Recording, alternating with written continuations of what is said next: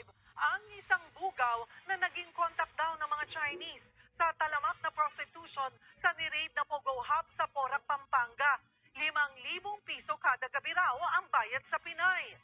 Live mula sa Porac, Pampanga, nasa frontline ng balitang yan, si Rainiel Pawit. Rainiel, paano raw yung kalakaran dito nga sa pagkuha ng mga Pinay sex workers sa Pogo?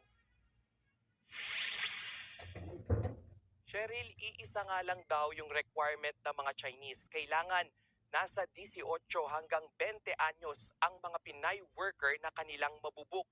Ayon nga dito sa mamasan o bugaw na ating nakausap, via text o tawag lang sila nakikipagtransaksyon dito sa kanilang mga parokyanong Chinese.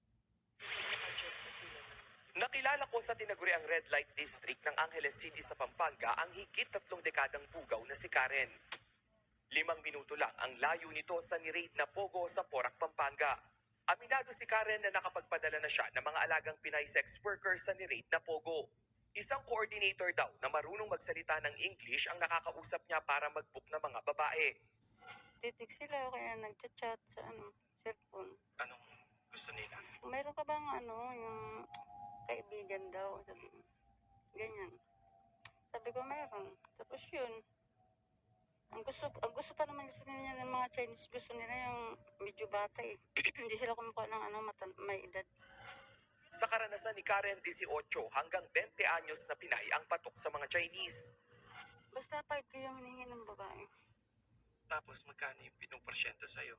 Kada babae? Minsan, 500. Kwento raw ng mga alaga ni Karen, talamak talaga ang prostitusyon sa loob ng Pogo. Pagdating daw doon, yung pagkatapos daw, yung kasama niyang Chinese, pakilala na naman doon sa kaibigan nila na Chinese din. Yun. Lipat-lipat. Oo, para pinapasa-pasa. Pero may bayad naman yun. Nasa babae din naman yung kung gusto niya yung dalawa o kaya isa. Pero may alaga rin si Karen na tila napudol ng Chinese nang hindi raw sumunod sa napagkasundo ang bayad na 5,000 piso isang gabi. Dinalo siya daw ng Chinese, magdamag daw sila doon, tapos pinatrabaho daw siya ng pinatrabaho, tapos binigyan lang daw ng 200. Iyak yung babae, kawawa. Kinumpirma naman ng Presidential Anti-Organized Crime Commission na may mga bugaw talagang tumatayong middleman para makapasok ang mga Pinay sa loob ng Pogo. Bukod sa pakikipagtalik sa mga Pogo worker, posibleng ginagamit din daw ang mga Pinay sa ibang virtual sex activity.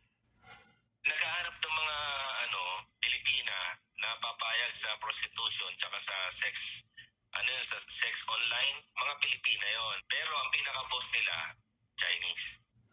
Kagabi, samot-saring sex toys ang natagpuan sa isa sa siyam na villa sa loob ng compound na posibleng bahay daw ng mga Pogo Big Boss. Iniimbisigahan pa kung ginagamit din ba ito sa online sexual activity.